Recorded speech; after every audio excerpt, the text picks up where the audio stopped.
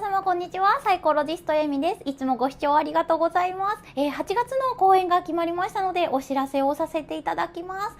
最初関西ですね。16日大阪、17神戸、19京都。で、そしてですね、21日から名古屋。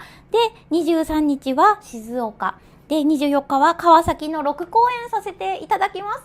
で、いずれもお時間は13時から16時となっております。7月もですね、たくさんの方々にお会いできて大変嬉しく思っております。8月はどんな方々のお顔が見れるのかななんて、私も楽しみにしながらですね、お待ちしておりますので、ぜひご来場お待ちしております。よろしくお願いします。